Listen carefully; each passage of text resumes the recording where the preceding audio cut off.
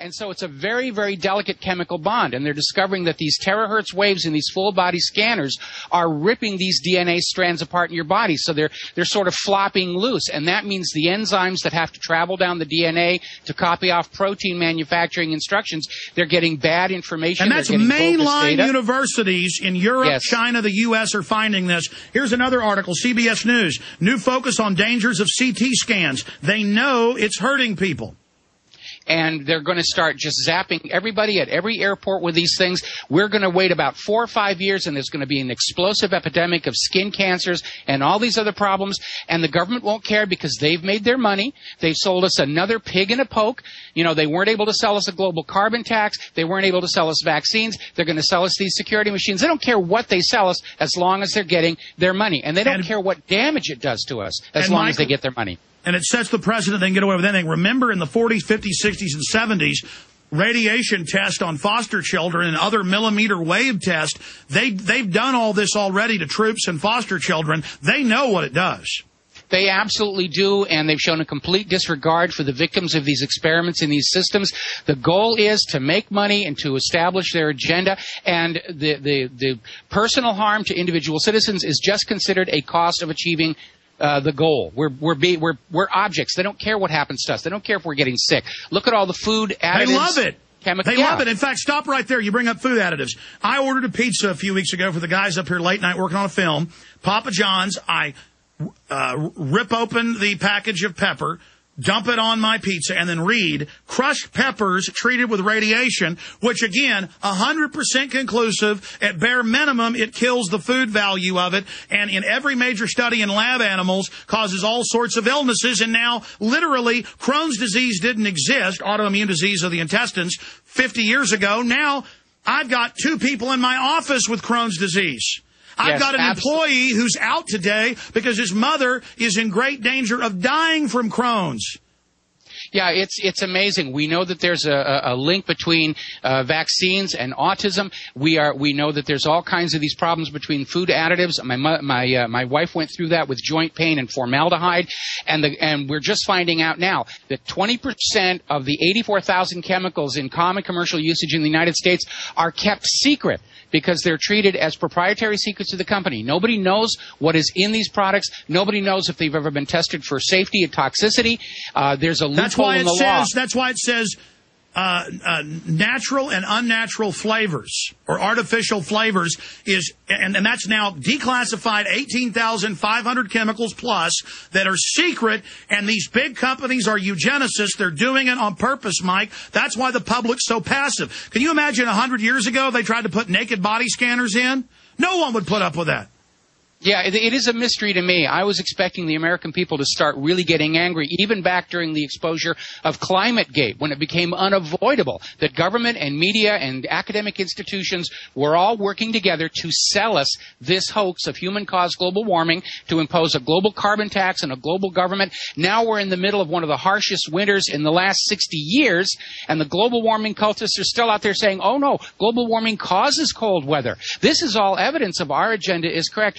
They're standing there with their hairs on fire and telling us they don't smell any smoke, and they're caught red-handed, or blue-handed in this case. Absolutely, Mike. Again, we have another story up at prisonplanet.com from No World System. Full body scanners to fry travelers with radiation. And it has links to all the mainstream government and university documents of how deadly this is. I mean, I just can't even believe. Imagine, Mike, if you and I had made a futuristic sci-fi movie 20 years ago where the government records naked Americans in 2010 and where they put any food additives to sterilize they want in the food, and where mainstream TV calls for putting lithium, antipsychotics in the water, and where the public just takes it. People would laugh at that and say, that movie's unbelievable. Nobody would ever put up with that. Yeah, it's just like Brave New World. It would be considered science fiction. But here we are. Mike, we're going to come right back to you after the break, continue with what really happened with the underwear bomber and a lot more, and your ideas of boycotting the airlines and the government. It's the airlines going along with this. They're the target we've got to go after politically. This is unbelievable, ladies and gentlemen.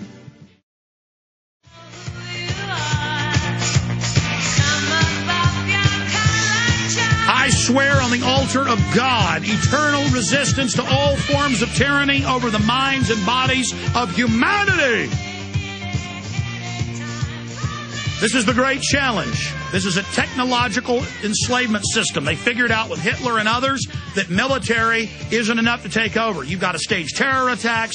You've got to scare people. You've got to bankrupt people. You've got to pose as their savior. You've got to get your grid in place. Mike Rivero of WhatReallyHappened.com joins us. Mike, finishing up in this segment with the naked body scanners, admittedly causing DNA damage, recording your naked children, your wife, your husband.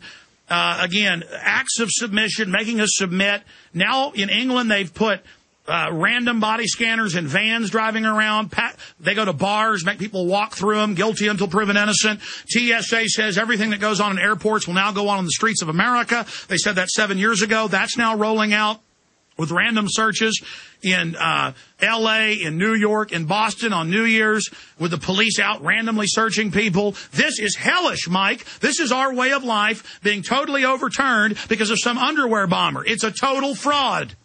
It is absolutely a total fraud. One little aspect to the case I'm starting to look into right now, supposedly whatever happened on that airplane, whether it was an exploding laptop battery or it was really, he's sitting on his own bomb, which makes no sense whatsoever.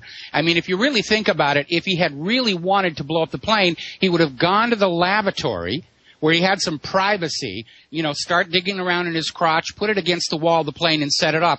He did what he did in the cabin so that he would be seen. He was there to create a media incident. Same thing with the shoe bomber, doing what he did on the airplane. They could have gone to the lavatory and accomplished whatever they were doing there if their goal was to really bring down the airplane, as opposed to being another hoax.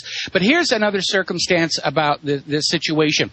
I've been looking back at all the incidents where people have died in the airports because of being tasered by TSA.